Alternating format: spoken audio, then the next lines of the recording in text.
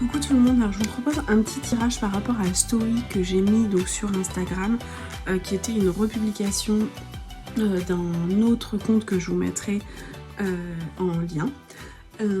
J'adore ce qu'elle propose. Et donc on avait ce tirage de la lune qui était en 1 les capacités intuitives du moment, en 2 ce qui freine, en 3 l'aide et le soutien éventuellement extérieur qu'on pourrait recevoir. Ça peut être toutes sortes, personnes, livres, images, bref.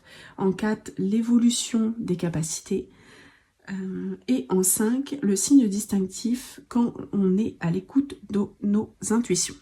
Je vais me servir de l'oracle de Médéor et le nouvel oracle de la douce Pétie que je trouve toujours fabuleux. Et en plus, j'adore ce format. Voilà, on y va. Donc, première carte. Les capacités intuitives du moment. Alors perso, c'est un tirage que je fais pour moi, mais vous pouvez tout à fait le faire résonner chez vous, parce que ça reste aussi des messages généraux. Donc en 1, capacité intuitive du moment. Allez, on y va. Donne les capacités intuitives du moment. Alors souvent nos capacités, ils sont en lien avec nos vies antérieures, avec notre karma aussi familial. Donc là, ça parle de lien, en tout cas avec nos vies antérieures. Et c'est le moment de les redemander. On peut demander assez régulièrement à récupérer toutes les parts de moi-même. Donc en 1, on a lien, vie antérieure. On va voir après quand on va recouvrir. En 2, qu'est-ce qui freine les capacités? Ce qui nous freine en ce moment. Peut-être pas qu'est-ce qui freine les capacités, mais qu'est-ce qui nous freine dans notre intuition, dans notre capacité. C'est on a peur de passer à l'action. Moi, ça me parle aussi pas mal. C'est vrai que des moments, j'ai beaucoup encore de peur que je trimballe parce que ça me bloque. Je sais pas si je dois sauter le pas. Et pourtant, c'est pour rayonner, c'est pour briller. Voilà, faut sauter au-dessus du feu pour pouvoir accéder à l'autre versant de la montagne. En 3, on a l'aide et le soutien éventuellement extérieur qu'on pourrait avoir pour nos sens extrasensoriels. Donc on a changement imminent. Donc ça voudrait dire que en 3, le soutien extérieur, il est permanent, il est tout le temps, il est là, il est présent et en plus il est imminent pour cette pleine lune éventuellement. C'est super intéressant. En 4, l'évolution des capacités. Comment ça va évoluer pour nous, pour moi, pour vous. Comment ça va évoluer. Et ça va évoluer, grosse avancée karmique. Ça va être super positif. On va y aller. Ça y est, le petit bonhomme, il a réussi à franchir votre montagne. Il est arrivé au haut de cette montagne et ça brille. Ça brille et ça va vous aider. Donc là, c'est imminent pour vous. C'est cool. Alors après, on s'imagine toujours tout un pataquès de tout ce qui peut nous arriver dans le monde spirituel, dans notre réveil spirituel. Ça ne veut pas dire que ce sera grandiose comme dans les films. C'est juste que c'est le moment. Vous pouvez y aller. En 5, quel est le signe distinctif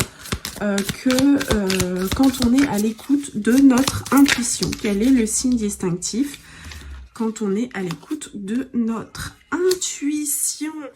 C'est le coup de foudre, ça nous tombe dessus comme ça. C'est pas spécialement les disputes, mais c'est assez violent, c'est bam, ça nous vient d'un coup, ça nous éclaire, ça nous transperce. Voilà, maintenant je recouvre avec l'oracle de la douce Pétie pour voir un petit peu. Donc en 1, les capacités intuitives du moment pour recouvrir avec les liens de vie intérieure. Les capacités intuitives du moment. Capacité intuitive du moment. Donc là, on a aussi dans 3 ans la romance. Alors peut-être que c'est lié à une relation, c'est lié à quelque chose qu'on aurait vécu dans notre vie antérieure qui est là pour nos capacités intuitives et qu'on doit comprendre, qu'on doit accéder pour pouvoir amorcer et aller encore plus vite dans la découverte de nos capacités. Dans 3 ans, d'ici 3 ans, peu importe. Après, au niveau de la timeline, j'ai envie de dire, du temps, là on a dit que c'était pour la pleine lune. Pour moi, j'y porte pas importance parce que c'est pas ce que j'ai demandé. Éventuellement, on peut avoir des choses qu'on apprend dans nos relations amoureuses, notamment dans les vies antérieures, et qui vont permettre d'accéder à nos capacités intuitives du moment. En 2, on a qu'est-ce qui nous freine? Alors nous, on avait le passage à l'action déjà avec l'oracle des météores. Qu'est-ce qui nous freine dans les capacités à développer, dans notre intuition, éventuellement dans notre quotidien? Hop, il y en a une qui s'est retournée. Qu'est-ce qui nous freine? Et bien finalement, c'est on va chercher à l'extérieur quelque chose. On peut parfois aller chercher à l'extérieur quelqu'un qui nous apprend des choses et du coup, ça va nous freiner à passer à l'action. Ou alors, moi, je vois ça comme ça pour moi parce que bientôt, je vais engager une formation que j'attends énormément. Alors, c'est possible que j'ai trop d'attentes envers cette formation, mais moi, je vois ça plutôt comme ça. J'ai un très bon ressenti sur la formation que je vais faire, sur l'atelier que je vais faire. Et je vois ça dans le sens, ça va me faire sauter à l'action. En plus, je m'étais déjà fait un tirage par rapport à cette formation, à cet atelier. Et franchement, c'est exactement ça. C'est tout à fait ça pour moi, en tout cas.